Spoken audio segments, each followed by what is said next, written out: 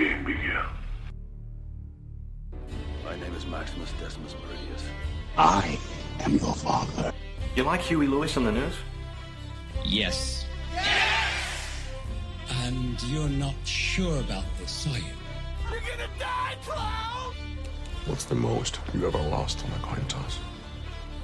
Sam? The most you ever lost on a coin toss. Call it. Whose motorcycle is this? It's a chopper, baby. Whose chopper is this? Zed's. Who's Zed? Zed's dead, baby. Bring out today! This is a tasty burger. Yippee-ki-yay, motherfucker. Louis, I think this is the beginning of a beautiful friendship. Wait a minute. You ain't heard nothing yet. Welcome to the fucking show. Hello. Welcome back to See What Sticks, a podcast about everything and nothing. I'm Russell. I'm Ben. And we're back for another week. This week is the calm before the storm for next week. In a lot of ways than one. Yeah, it's crazy. Ben, what have you been up to since the last podcast? Pretty much gearing up for finals. Oh, This yeah. This is dead week for us, which is for anybody that's not familiar with that term. It's really just like the week before finals.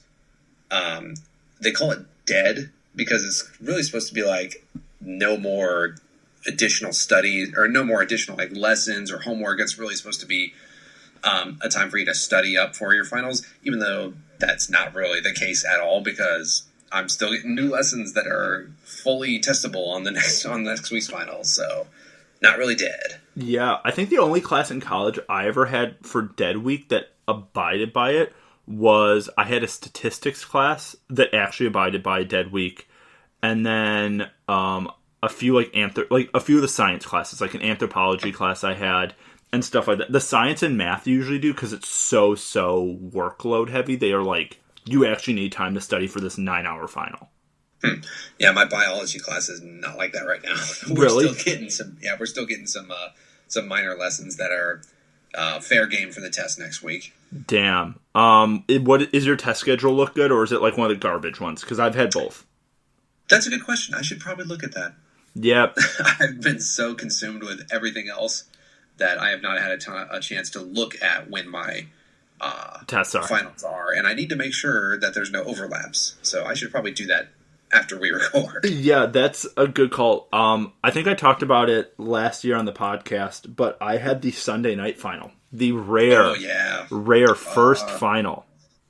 No, thank you. Which people didn't think was real until I was like, on Sunday night, I was like, you have a final today. And people are like, what?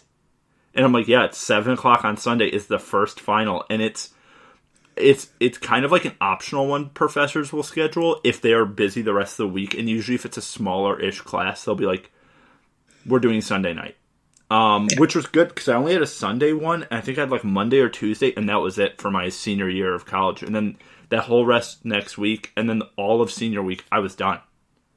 So I lucked out. Yeah, if I had a final scheduled for this coming week's Battle of Winterfell, I would be mighty pissed. Oh yeah, it'd be game over. Last year I was lucky because there's no Game of Thrones for me to have to tackle while doing all my finals. But this year, I just have work, and I haven't started grad school yet, so I don't have to worry about that. And next year, I don't think the new Game of Thrones Westeros Song of Ice and Fire series will be out yet. So I'm probably going to be another couple years, I would think. They're probably still in developmental stages. The first set photos have come out, though, of like sets. They're just like wooden sets that are kind of like the skeleton of things, but there's a top part of like a castle, like the watchtower of a castle, and then there's a few pictures of like giant rocks, so people think it's the building of the wall. What we're seeing. So Bran the Builder. Yeah, Bran the Builder. And I think they're still filming in like Belfast, Ireland. So I'm sure we're going to see Winterfell again because that's where Bran the Builder's from. So I think there's going to be a lot of locations that we're going to see, but in their like infancy. Okay. But yeah. And then with my week, it's just been work. work getting Endgame tickets, and just doing that and learning Norwegian, which Ben and I were talking about before this. I'm picking up a second language because I'm a nerd and I apparently have too much time on my hands.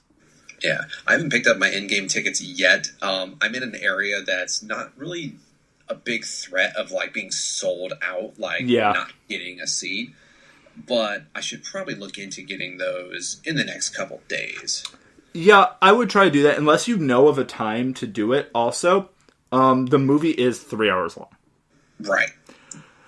And on Endgame news, I was sent today a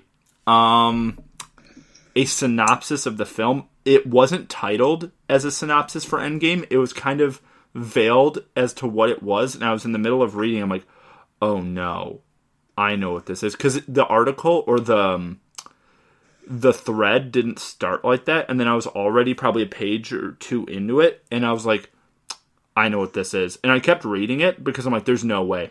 And then the press screenings for Avengers Endgame were today, and people were publishing little bits and pieces about the story. I'm like, shit, what I read was true. So I do know the end of the movie. I'm not going to say anything to Ben. I'm not going to say anything, but I do 100% know what the end is. According to what people have said and according to what I've read, maybe it was a total throw off, maybe. But if it is the end, if I do know what the end is, it's not what I thought. But I think seeing it on screen versus reading it, it will be a nice conclusion to 11 years of films. That's all I'm going to say. And Ben has urged me not to say anything.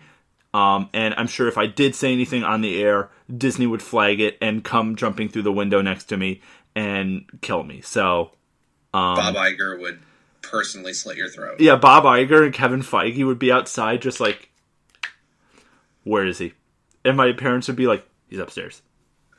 Yeah. Russell called me a little bit ago to let me know the terrible news that had been dropped upon him, and the first words verbatim to come out of my mouth was, "Don't you say or say a fucking thing." Yeah, and I'm like, I'm not going to. That's why I wasn't like, guess what happens? I'm like, I think I know the end. Yeah, and that's why I deliberately avoid any and all like stuff when it comes to like an event film like Avengers, like this, or for me personally, like Tarantino's next movie. Yeah, I'll watch the first trailer just to get the sense of it, and then I go dark for the rest of it. I don't want to see anything else because I know like I'm gonna see it in theaters anyway. Yep. I don't want to be spoiled, and for something like Avengers, like definitely places like Reddit or YouTube are gonna be cesspools of people just trying to ruin everyone else's experience with this movie. So yeah, it's like I kind of go off the grid as far as the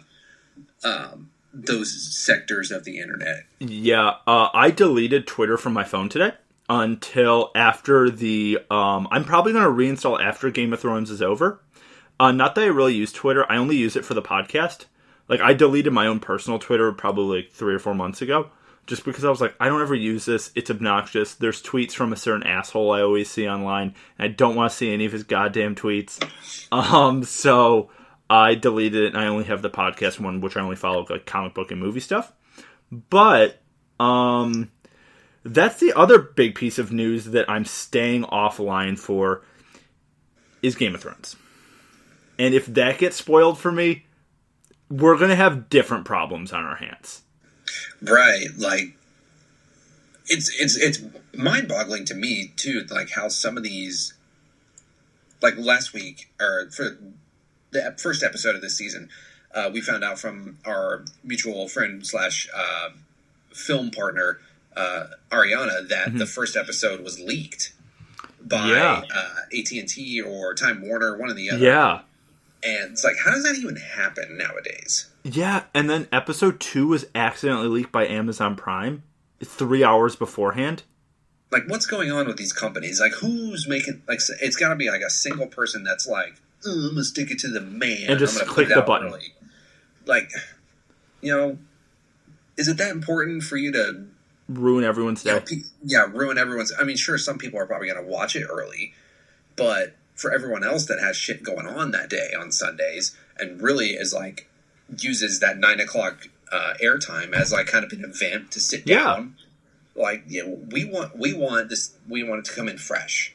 Yeah, I 100% agree with that. And if I don't know how large scale TV networks work, but I worked for Big Ten for a bit, Big Ten Network, and to air something where there's a few steps, so it must be someone high up has like that control, and they're just clicking send or logging in and airing it early online or clicking the stream button, which I'm like, dude, stop being an asshole. Like, maybe people want to watch it, and maybe people want to watch it as an event at bars or restaurants or like screening parties. And I follow a Reddit page called r/freefolk, which is their thing is like, we will not bend the knee, which is like just like a Game of Thrones thing, and it's the anti-Game of Thrones Reddit, because there's like a Song of Ice and Fire Reddit, there's like the Game of Thrones Reddit, there's HBO Reddit, but this one is kind of the anti one, where it's like all the memes that I send to you are from this one. And like, there's like this meme with Theon. There's like those, and it's a lot of people who are like big fans, but also like making fun of the show in a positive way. They're not like shitting on it, but they will let other people on the Reddit know there's a leaked episode out there. Do not go. Like, come to us first. And they like self-police, and they'll be like, spoiler alert, here is the link to the episode.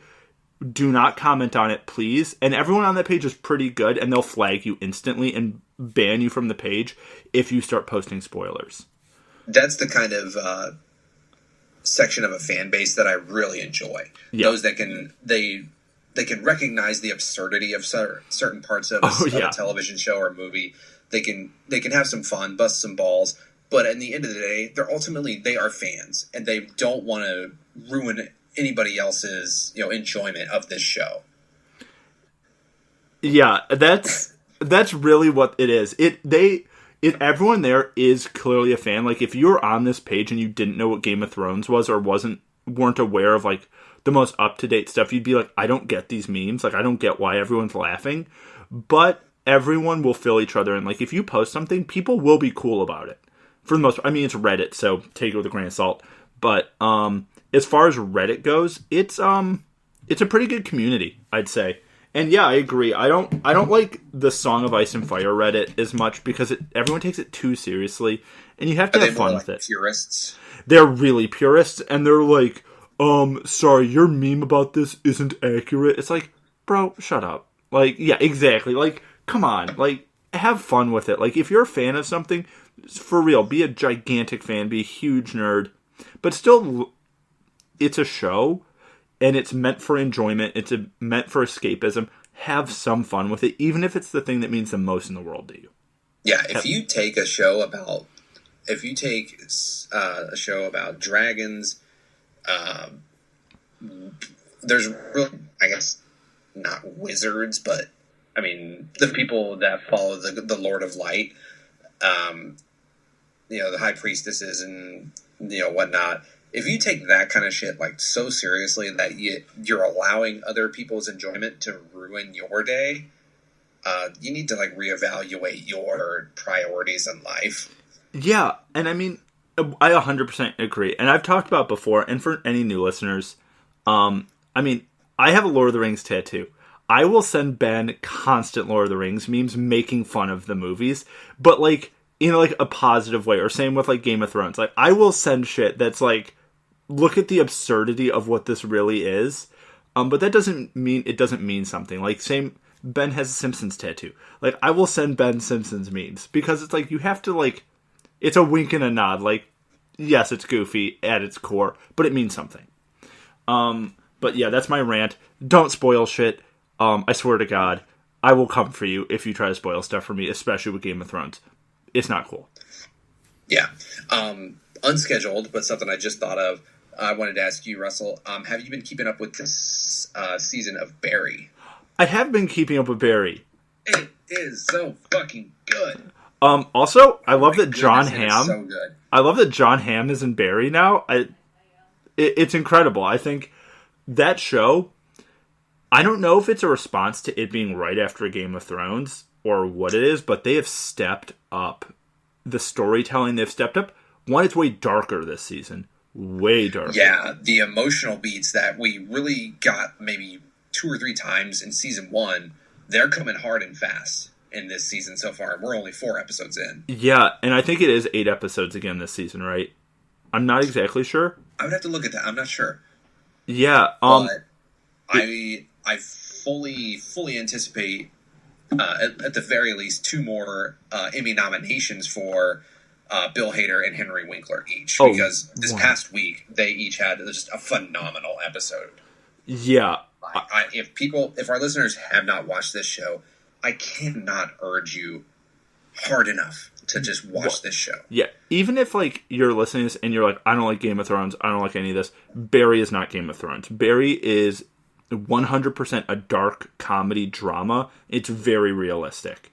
It's a lot more like a Breaking Bad than it would be a Game of Thrones. It is based fully in reality. There's no magic, no wizards, none of that. It's just really dark, and there's a few funny things. I don't know if I find it funny because we're both in the film industry, and I know people like that on both sides, but also there's parts of it I'm like, oh my god, this is how people actually can be. Like, where like they can get to this place. Yeah, well, a big part of the show is like the sort of Hollywood system for actors and up and coming actors that want to make it so bad in this industry. And it really does. The show really does kind of turn that on its head and show the absurdity of that and how certain actors and actresses can really just make fools of themselves. I won't give anything away from this season because one of those things is kind of a big plot point for a character named Sally and her journey as an actress in her personal life. But just if you have an HBO account, or I haven't looked to see if Amazon Prime has the first season on yet. I think iTunes does. iTunes has the first season if you're willing to buy it. Okay. Also, there's one thing it's not a spoiler, but for the first episode of season 2, I think it is the first episode, maybe it's the second episode, there's a scene where Henry Winkler's character, who's a drama coach, is asking Bill Hader, who plays Barry, to recount the first time he ever killed somebody. And in Bill Hader's mind, you see the flashback, and you don't hear him talk. You only see the flashback of what's happening, and then you see the actors acting it out on stage next to him as if he's speaking it, and you see what's in his head, the actual scene from Iraq or Afghanistan, where what he's going through, and you see what the actors are going through, and you can tell he's telling them something different than what he's thinking. And it's really sad and really, really hard to watch because you know what's happening. But then the actors on stage are like, oh my god, I just killed someone. And they're like, I need a drink now. And they're just acting. And they're taking melodrama to the next level. Yeah, and it takes the absurdity so far, and it's so well done. And you can just tell that, like, Bill Hader has really kind of become this character in season 2. Like, in season 1, you saw him, like, lean into it, but in this season, he's much more Barry. Yeah, and this past episode, this past week, was a big, like, okay, he's fully gone into Barry mode. Yeah. And I really like the new characterization of NoHo Hank as kind of more of a legit character, where you're like, oh, this guy's way more complex. Like, this guy wants something. And I love it. He's still hilarious, but you also know that he means business. Right. He's got a different level to him, a different layer of character to him this season. Yeah, last season it was really more of like the comic relief, guy. He was the one you could always rely on to get a good laugh out of. Mm-hmm. And this season he's had some more serious moments. Yeah, there's a moment at the end of episode 1 where he's like outside the theater or outside the like classroom, where you're like, oh whoa, like this dude can cause damage if he wants to, but then he leaves listening to like Britney Spears. So it's like he's still this goofy ass character, but yeah. So I didn't mean to take us off on a tangent on Barry, but I loved this last episode so much that I had to make sure that you were on top of this as well. 100%. After Game of Thrones, I think next week I'm going to need Barry after what's coming next week with Game of Thrones. I'm going to need something a little different to, like, cleanse the palate.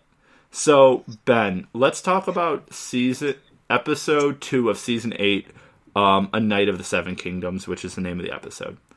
Let's get into it. All right. How do we want to go? Do we want to just hit bullet points for what happens?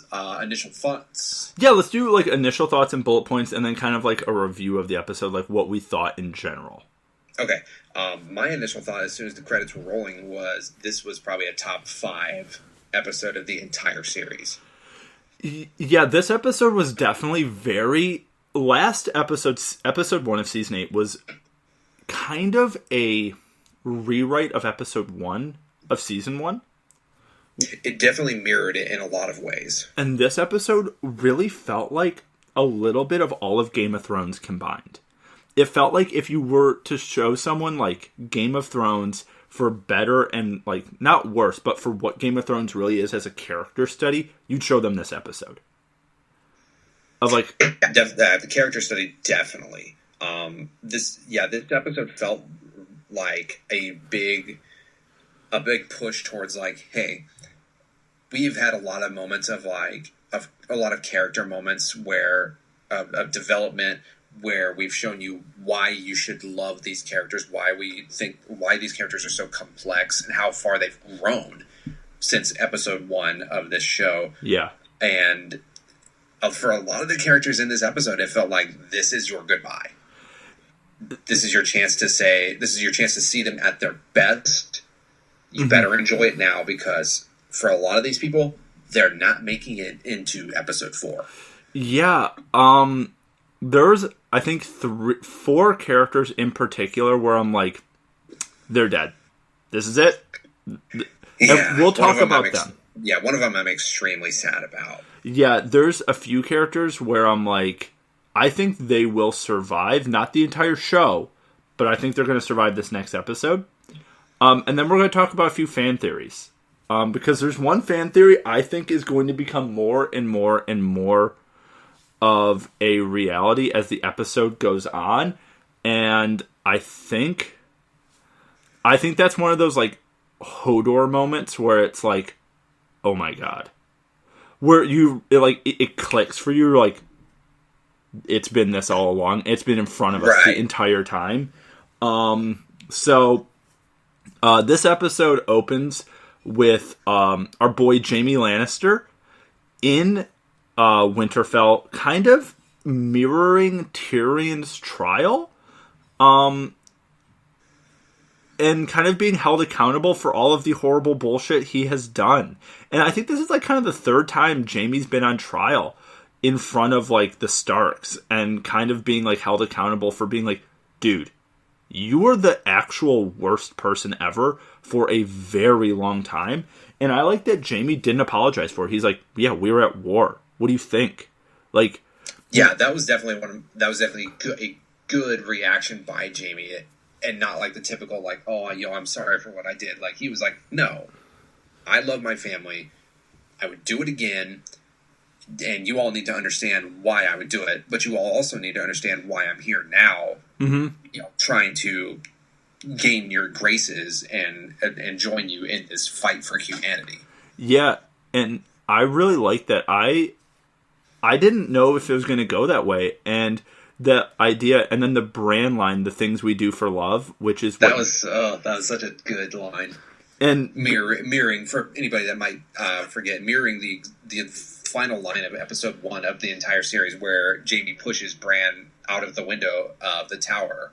Yeah, he says the things we do for love to Cersei after Bran discovers them banging. Yeah, and that's like the look Jaime gives Bran, where he's like, they're like, oh shit, like. Nikolai Coster-Waldau deserves an Emmy just for this episode alone, and the end of last episode. That look where it's like, you know exactly every single thing he is thinking as soon as he sees Bran in that wheelchair. A very expressive face for an actor, and just he is a snack. Oh, with that new salt and pepper beard, he's good. Yeah. Nikolai Coster-Waldau has always been a very good-looking guy in the show, but now he's like this rugged kind of like badassy character as well. He's not as much of like the pretty boy type. He's more of like, this dude will murder you.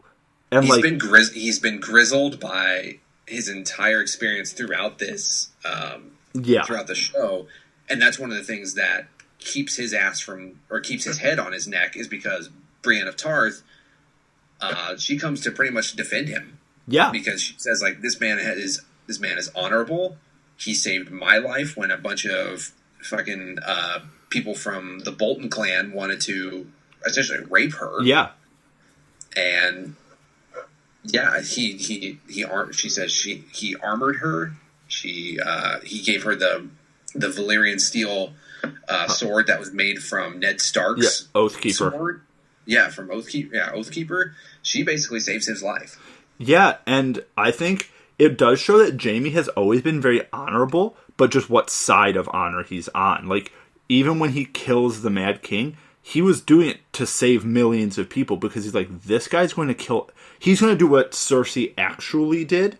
He was going to do that, and he's like, I have to stop this from happening. So he did kill someone to save everybody, and people look at him like the bad guy. He's like... And even since episode 1, he's like, you guys don't realize why I killed him, right? Like, he's like, you see it from this side, but he's like, if you were in that room, do you think you'd keep this guy who's going to murder everyone alive? No. He's like, as like Hand of the King and like Kingsguard, he's like, you're entrusted to keep people safe. He's like, I was keeping people safe. And I think the Starks understand that more than anybody else because obviously they had a lot taken from them by the Mad King. Yeah. Ned's dad, Ned's brother as well, like burned alive. Yeah. So I think the Starks understand that. It's just like for Dany, it's kind of like, sorry that your dad was a madman. Yeah. Like, but I had to kill this guy, like you said, to save millions of others. Yeah, and like, I'm sorry about the coincidence that he was your father. Yeah. And yeah, that's a really interesting like dynamic that they put into the show, having Jaime meet her. And I think it shows that Brienne and even Sansa and Jon Snow, obviously, like Sansa and Jon Snow very obviously, are much better rulers and much more understanding and well-rounded humans than Dany is. Like, they have like an idea of like, okay, this is a bad dude, or was a bad dude, but maybe he has changed. And Dany only can see one thing, which shows maybe she's not set to be a good queen. She's, in a lot of ways, very similar to Cersei. And that's what's worrying me about Dany is, how much she's showing, how much of development she's not showing as far as, like, understanding why things are happening, why things did happen. All she cares about is that throne. And really similar to what Sam asked Jon in the first episode, he asked her, would she give up the throne to save her people? Yeah. Or just like Jon did. And I think, Sam isn't so sure, and I think Jon isn't so sure either. Yeah. And it's really true that, and then the only reason Dany kind of has any change of heart is because Jorah, later in the episode, who was like, I wanted to be your Hand of the King, or Hand of the Queen, but Tyrion took the job because you thought I was dead. But, like, he's like, you trust me, listen to the people around you, who are probably smarter than you, who are older than you, and have more experience. Stop being an idiot. Like, do the right thing. Don't just go for this throne, because maybe the path of least resistance, and maybe the best way to get to the throne isn't by getting to the throne, by making everyone else happy. Yeah, and Jorah, pretty much like Brienne for Jaime, Jorah kind of single-handedly saves Tyrion from probably being cast aside. He's saying, yeah, I was not happy that Tyrion took the position of hand because I wanted it, but you made the right decision. Yeah. And up to this point, like, Tyrion had been kept getting dunked on for his bad decisions, for trusting Cersei to send soldiers up north to fight for them. Everything was going wrong for Tyrion up until this point where Jorah was like, no, he's got the best brain amongst anyone in this damn country. You need to keep him. And then I think that was one thing that Dany did listen to him for. Yeah, and I think that with what you just said with the Ser Jorah moment and the moment with Brienne, I think that is their unfortunate nails in the coffin for both of those two characters. Well, I guess we can skip ahead to probably the touching moment of this episode. We can come back to other things that happened before that, but Brienne getting knighted. Yeah, by Jaime. Brienne, Jaime, and a group of other people, including Tormund, Tyrion, Podrick. They're all in the same room. They're just kind of relaxing by a fireside before the inevitable battle comes because they know it's coming. They're discussing Brienne's status as not being knighted because, she's a lady. No lady has ever been knighted. No lady can be knighted. And Jaime, chimes in. He said, any current knight can make another knight. Can bestow the title of knight upon anyone they choose. Mm-hmm. And right there, they decide, okay, let's knight Sir Brienne of Tarth now. And it's such an emotional and touching moment. You can see just the absolute happiness and emotion in Brienne's eyes. This is something she's wanted and worked for her entire life. Mm-hmm. And unfortunately, according to the rules of storytelling, it might be the end.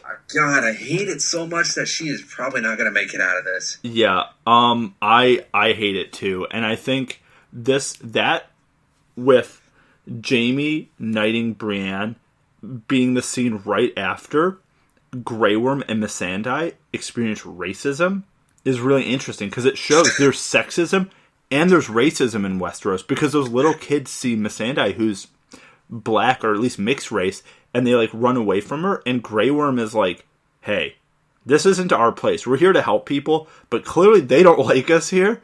So let's do something else after this is all over, which definitely is a damn it, Grey Worm's going to die. And you don't want to see Grey Worm go, but Grey Worm's probably going to die. And it shows that there are people who are racist in the North. And then you see the whole sexism thing, and then people trying to become better through these horrible things. It's there's never been a woman knight. Okay, let's try to change that right now. And that means there's a wildling in the room. There's a guy from the Stormlands, which Davos, and he's kind of looked down upon because the Stormlands are really poor. And then there's Podrick, who's a squire. And there's all these people from way different walks of life just sitting there drinking together, being we're all gonna die, right? And they're all yeah, probably. This is probably the end. This is the last, probably 12 hours we have on this planet. Yeah, I can't. I'd have to look it up, but I saw a tweet from someone right after that episode, especially with the Grey Worm and Missandei scene, saying that man, is Winterfell MAGA country now or what? Yeah, I noticed that in the first episode when they rode in on horseback, and people were looking at all the Unsullied and the Dothraki like that. It's whoa, I see what they're doing here, but I didn't know they were going to go to this place in the show. Yeah, that's one thing I'm kind of. I don't think they're really going to revisit that much in the future with the high stakes that are coming with the Battle of Winterfell. They touch on this thing where the people of the North haven't seen people of another race before, mm-hmm. or they kind of turn their nose up to them, and that's an important thing to kind of discuss and really delve into. I don't think they're going to dig much deeper into it just in they don't really like you here. Yeah, and I think maybe in the books, because all this stuff is going to happen in the books, but in more detail. I think the books, they might go into that in really heavy detail. Yeah, they might. Having Northerners see Dothraki and see all these other people who they've or heard stories about, because everyone has heard stories of Unsullied, these basically robot warriors that are basically they're kind of like the Golden Company but more ruthless, and they will do anything. You don't buy them, you kind of own them. They're sort of like slaves, warrior slaves. And yeah, I mean, at one point they were slaves. Yeah, and Khaleesi frees them and is you want to fight for me? And they're like, okay, that seems like a pretty good bet. We'd rather fight for you and be treated with respect than be slaves. And I really do hope maybe the show has maybe another, like, maybe 5 minutes in one of the episodes where they address that kind of, you look different than me, but, like, just at least addressing that tiny little thing, which isn't tiny in reality, but, like, in the show, just addressing it, which would be really cool. I think it would, if anything, it would come in a moment where the walls of Winterfell have been breached, and someone like Grey Worm or Missandei saves a person like the woman that kind of walked away from her, so that the people of the North see that, like, okay, these people aren't lesser than us, or there's no reason for us to turn our nose up to them. Exactly. And I hope there's a moment like that, because I think it will just show, like, the showrunners know what's happening. They know what they're doing, and they can show the audience, like, hey, like, these are real problems, and we are addressing them. It's like art imitating life and life imitating art sort of thing. And I think that was a really interesting moment to have right before that. But that scene in front of the fireplace or the hearth was really good. I think the Tormund stuff was the thing that made this episode not an entire tearjerker. Where, oh my god, Tormund is a treat. I love him. The Tormund stuff. So for those of you who don't know all the characters, Tormund is the redheaded wildling barbarian, essentially Gimli from Lord of the Rings kind of character. And he only with 1,000,000% more sex drive. Yeah, and he's in love with Brienne because she's very tall and he's very tall, and he's just into big women. And they're like, do you want to drink? He brought his own, which I think we're meant to assume is giant's milk that he's drinking out of that horn or something, because he tells a story of him murdering a giant when he's 10 and laying in bed with the giant's wife and breastfeeding from her for 3 months, and that's why he's so big and strong. And then he just pounds this drink out of a horn and, like, burps.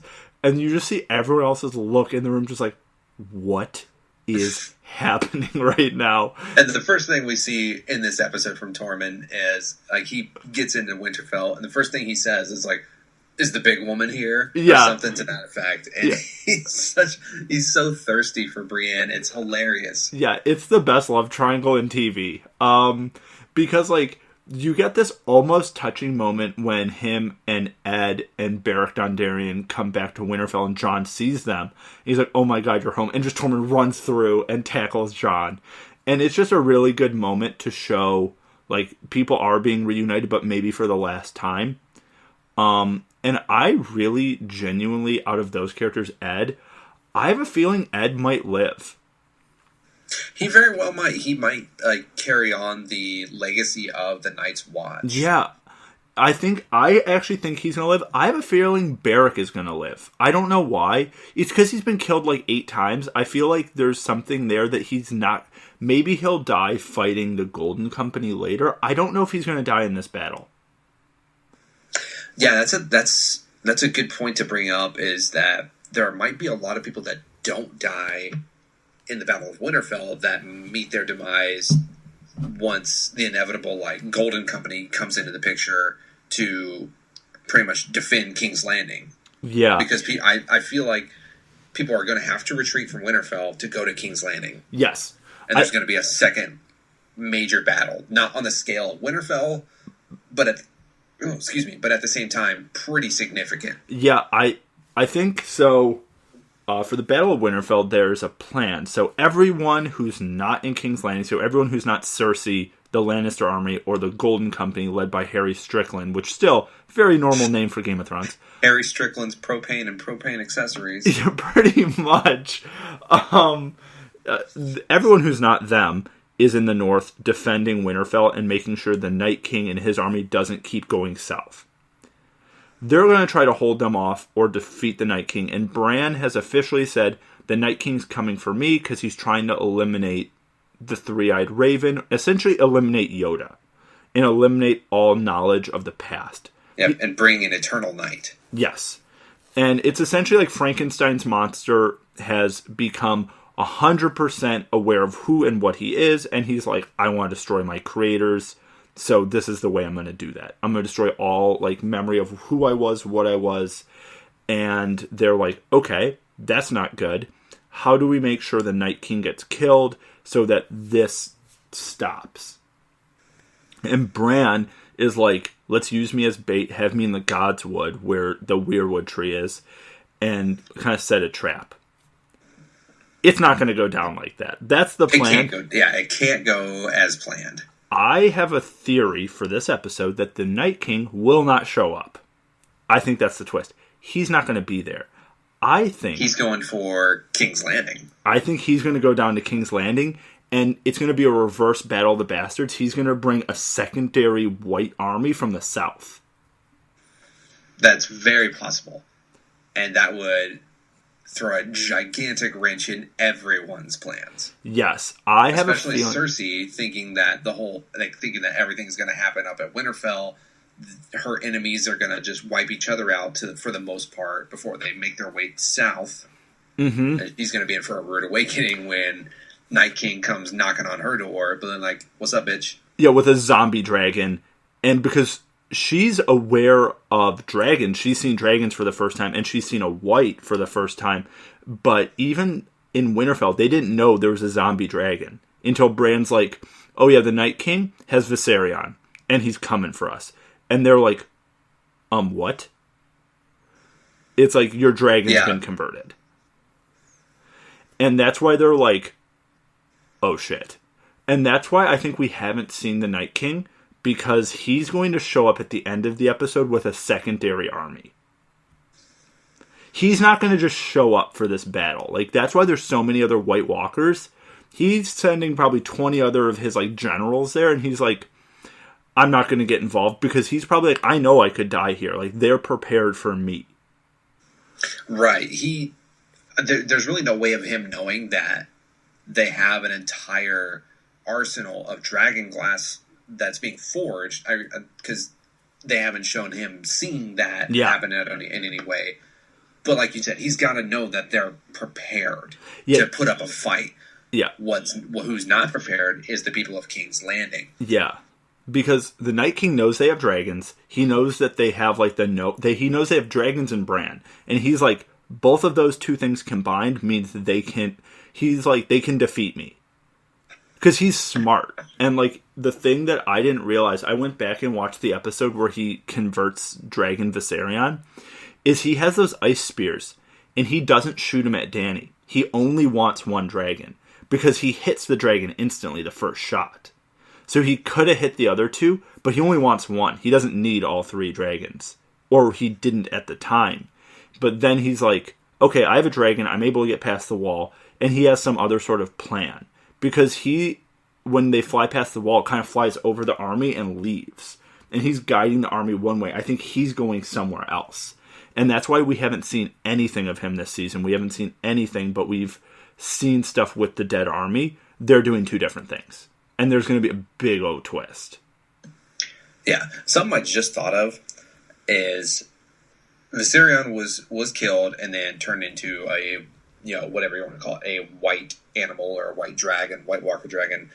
But in the living world, those dragons, Viserion, Drogon, and Rhaegal, according to lore, they can only be ridden by someone with, like, Targaryen blood, which we find out, or which Dany kind of overlooks when Jon hops on Rhaegal in the first episode.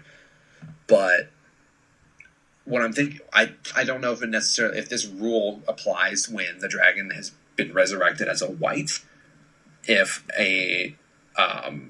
someone of Targaryen blood is still required to ride it, would that apply to the Night King in some sort of way? Like, does the Night King have any sort of Targaryen lineage in it? Yeah, I don't know if that's much of a stretch or not, but it's something I've been thinking about. Yeah, because like that guy was a person beforehand. He had to have a family. He was a human at one point, and maybe he was a Targaryen or one of the early Targaryens at some point, or had like the ancestry, which is a good point.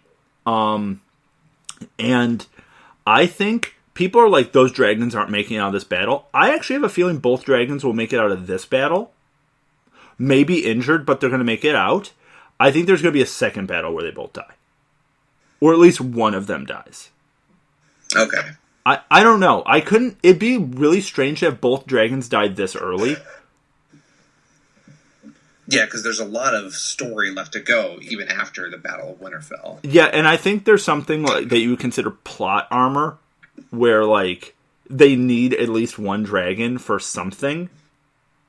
And so I think maybe Drogon is going down this one, and Viserion, or Rhaegal. Sorry, Rhaegal is going to be the dragon that survives, the little one. Yeah. Another thing I heard from a specific Game of Thrones podcast I was listening to this week is that, according to lore, like, once someone rides a dragon, like, that dragon becomes that person's. Yes. Like, not necessarily like a pet, but, like, that person is attached to that dragon.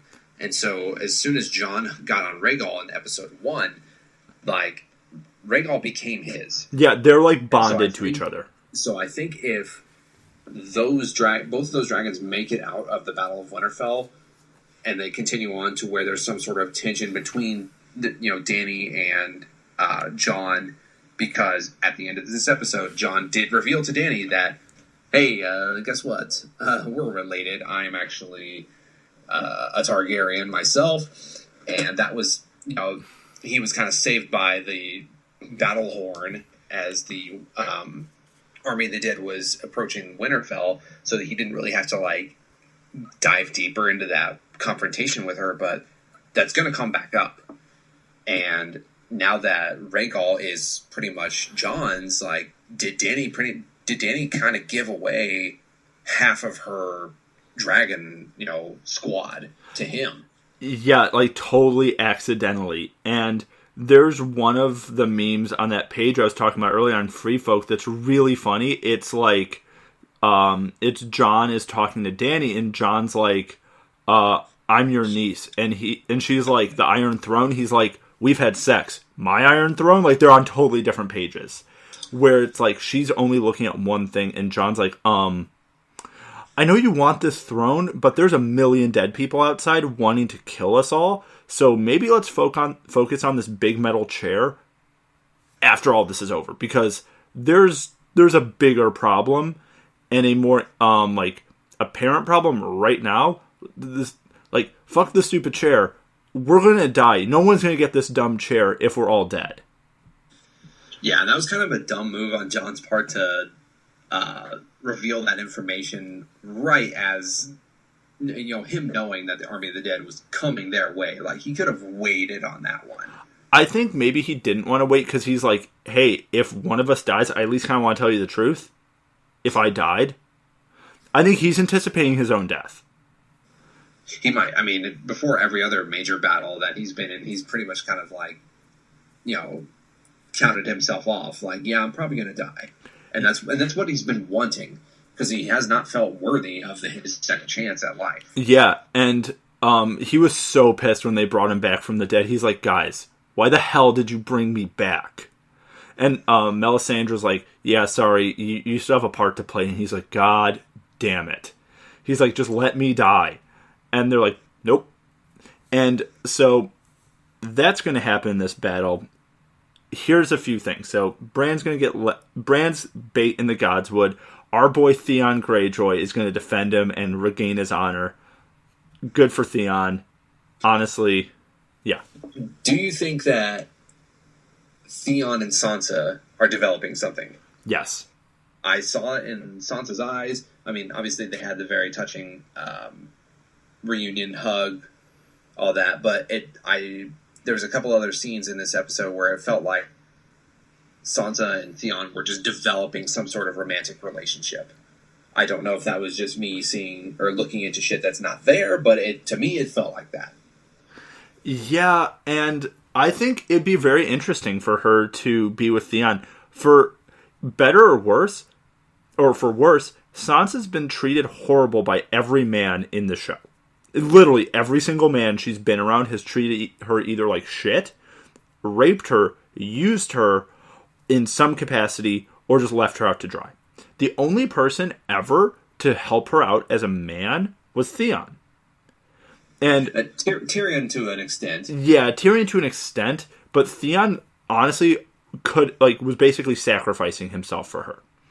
Yeah. Multiple times. And I think that even though Theon is missing pieces of Theon, he would be a really good, hand to the queen for her, so to speak.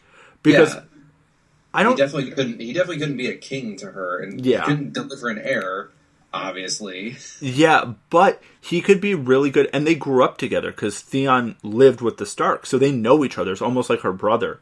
So I think Theon would be a really good, hand to the queen for Sansa, and I don't think Sansa, in her current character form, one, needs a male companion or anything, because she's a pretty badass queen of the North, and she's like, I don't need anybody, but Theon would be pretty good because he also has the Ironborn on his side, so it would be a good alliance to have. And he seems like a pretty genuinely good dude after literally being through hell and back.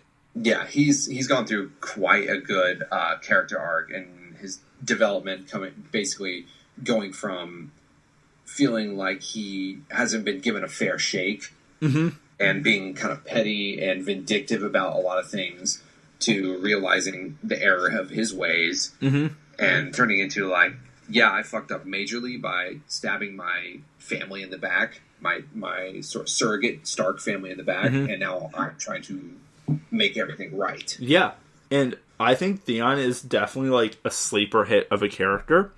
And I think he's one of the characters. I don't think he's going to die in this battle. I think maybe he could get injured. I don't think he's going to die. Yeah, I don't see him dying in this battle.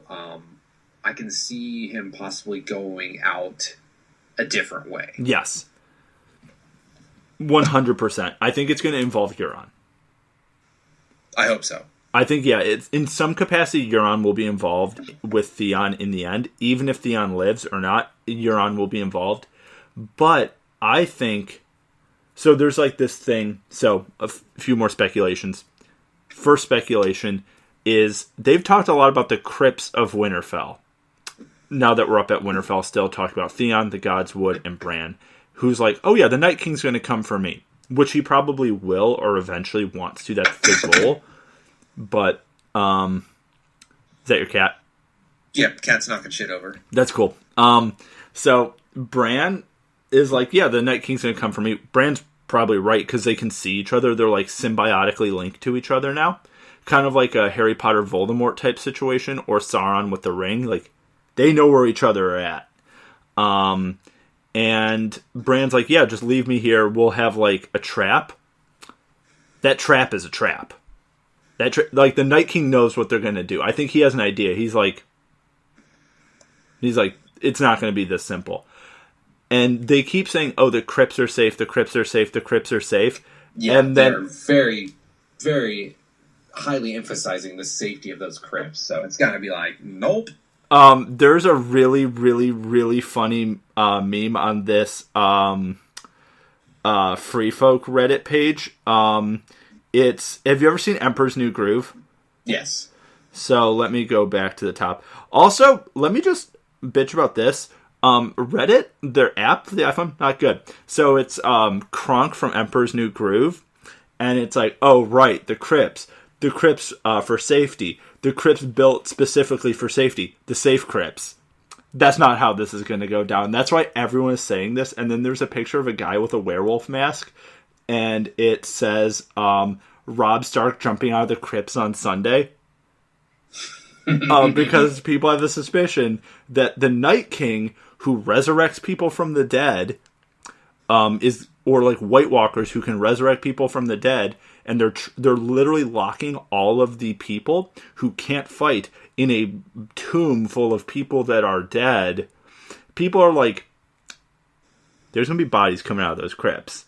And that's why they've emphasized it so much throughout the entire show that oh, the crypts have magic. The crypts are special. The crypts. And that's the same with the Hodor thing. It's been in front of us the whole time. Something's happening down there. It's got to. Yeah, something bad is going to happen down there. It's just a matter of what level of insanity is going to happen. Yeah, and I think maybe it won't be exactly bodies coming out, but something is going to happen down there because they put so much emphasis on it. Like, it's in the trailer, or it's in the theme song, like the opening intro. They have like 15 seconds to 20 seconds of a minute-long intro is in those crypts. So there's some stuff is going to go down. And then I think Bran is going to be wrong, and the line Tyrion said is like, sometimes the smartest people make the biggest mistakes. Bran is pretty smart. I think he's making a very big mistake. Do you think he's setting himself up for failure? Yeah. I think he is playing into the Night King's trap. Like, the Night King has something planned where, like, maybe it does have to do with the crypts. Maybe it has to do with something else. Maybe it has to do with King's Landing. And they're just, like, not seeing the forest from the trees. Perhaps. I don't know what it's going to be, but I have a feeling besides major deaths in the next episode, there's going to be some big twist. And it's not just going to be like the Battle of the Bastards where Jon Snow falls into Ramsay's plot. It's going to be something more magical and like more metaphysical than that. And I mean, I think there will be a few like traps that are laid that people will fall into. But I think there's going to be big things that happen that echo through like the fabric of Game of Thrones. And there's a fan theory that I will talk about that was on a Reddit thread that there's no backing for it, but it was just like a few people put this together. So, you know how, if you guys don't know, Hodor is a character. He was a stable boy that could only say the word Hodor, and he took care of Bran, and he was kind of like a helper for the Starks. Really nice guy, and he was a very big dude. He helped Bran after Bran was handicapped by Jaime. Hodor could only say Hodor because it was hold the door, which is a order given to him by Bran in the future, and Bran broke his mind through his green seeing time warping abilities. People say the Mad King, who Jaime killed, went crazy because he heard voices. People think that's Bran. Very possible. I think that Bran has made a bunch of... He's kind of tried to go through time and fix things, but fucked them up. So it's a time loop.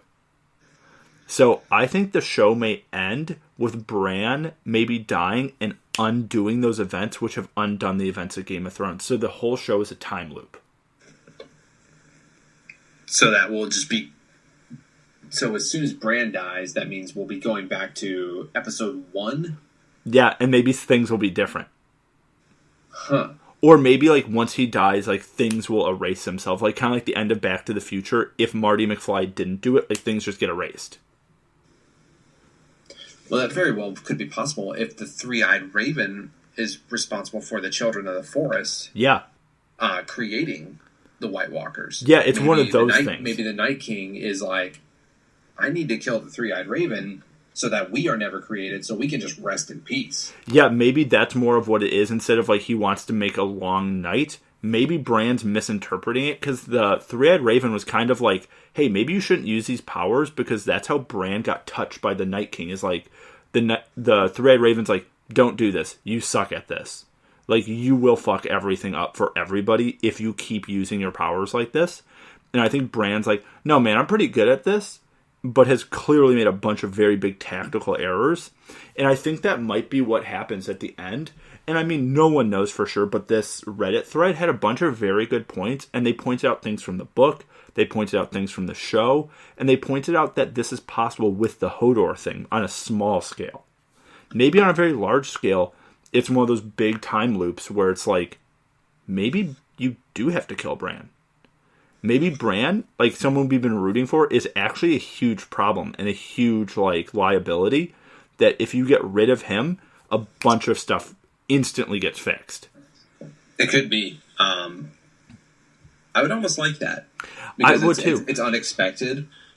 It doesn't necessarily make Bran an enemy or an antagonist of any sort. It's just like maybe he realizes that at some point and then says like, okay, I realize that I'm the problem. I need to sacrifice myself for the rest of you guys to have a future where you're not just, walking dead. Yeah. And I think it might be the same thing where Bran with Jaime is like, at the beginning of the episode, it's like, how do you know there will be an afterwards? And the whole, like, him knowing things. And same with, like, Doctor Strange in Avengers Infinity War. It's like, I've seen all 10 million ends of this. There's only one way we can get out of this alive.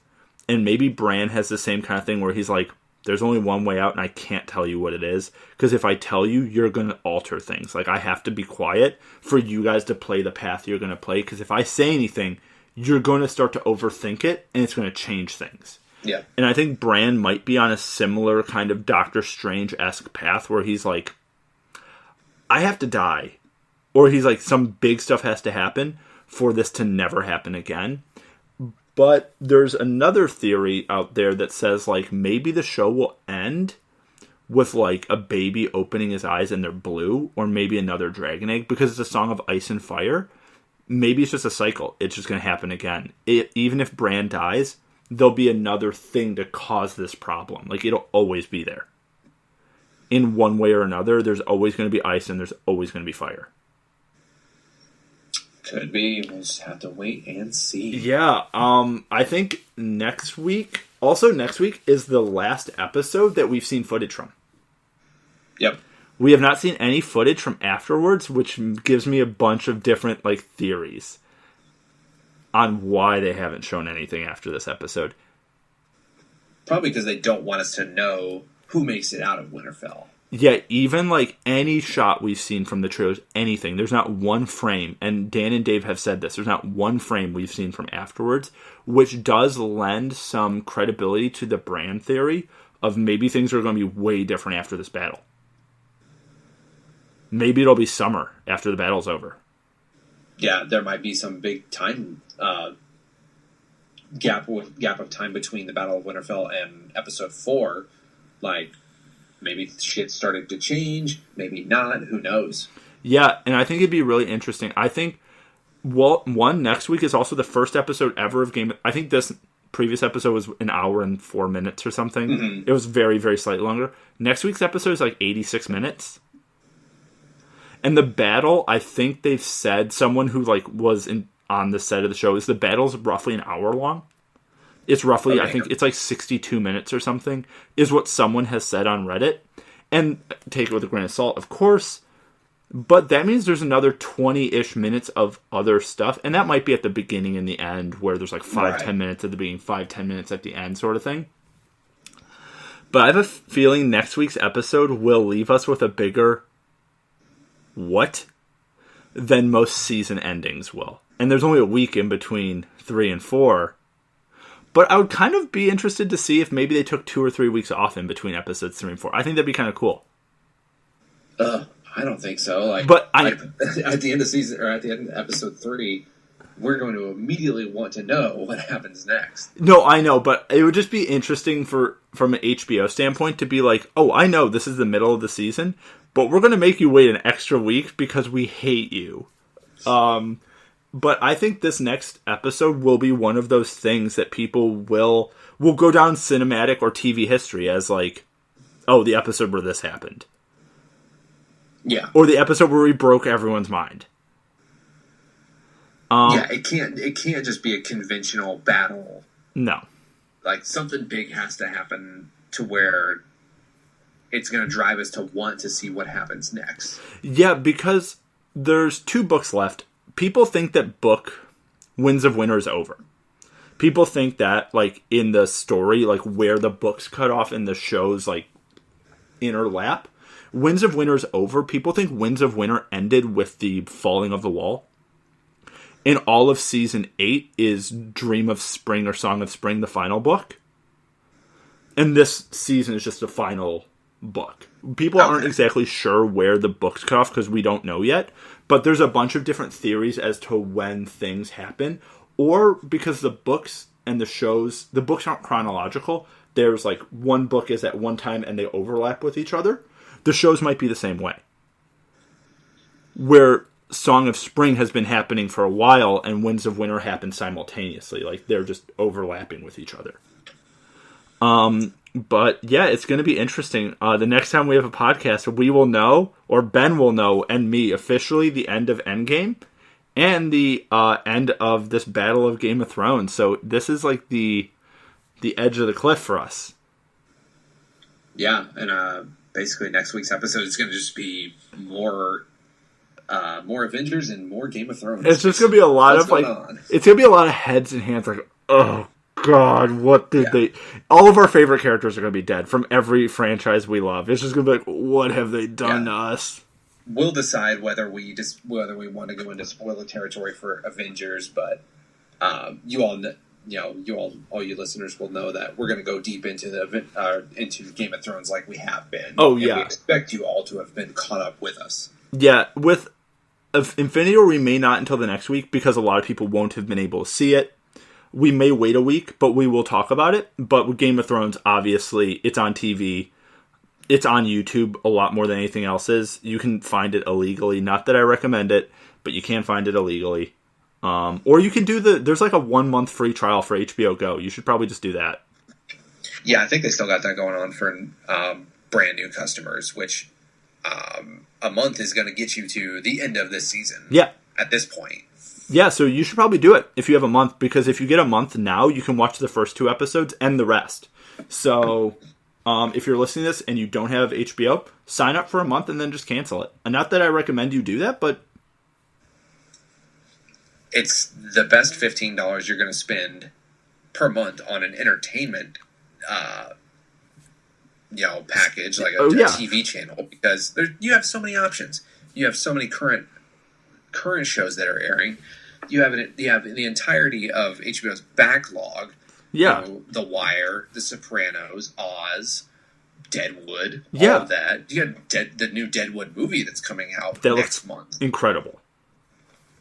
There's no reason for people to not have HBO unless you are, of course, saving money to provide your children or family with food. Of course, we understand that. Yes. Don't go spending money on HBO if it means taking food away from your family or clothes or shelter, something like that. Of course. Yeah, if you can afford it, do it. Also, I'm not saying you should. We're not condoning it, but there are ways to get it for free online. It's not exactly right. It's not the best, but if you want to be part of the cultural conversation. Also, I'm sure a lot of bars and restaurants are doing airing episodes where you can probably pay like $5 and get in to be part of the conversation, or steal your friend's subscription. Who knows? But just be part of it. Watch the show. Be part of the conversation. Have fun, because maybe this won't happen again like this until the next Game of Thrones show comes on, or when the Lord of the Rings one, or The Witcher, or something like that. This might be the last one of these kind of big event things for a very long time. So hop on board now. Most Game of Thrones fans are fun, and we're cool, and we're always down to be obnoxious and fill you in on 8 years worth of TV. Do it. So Ben, I'm going to sign off with saying Valar Morghulis. You sign us off for the episode. As always, thank you all so very much for tuning in with us this week, and we hope to catch you next week. This has been See What Sticks, a show about everything and nothing, and has been turning into just a Game of Thrones exclusive show, but we promise we'll get some variety in the future. I'm Ben. Thank you all very much. Good night.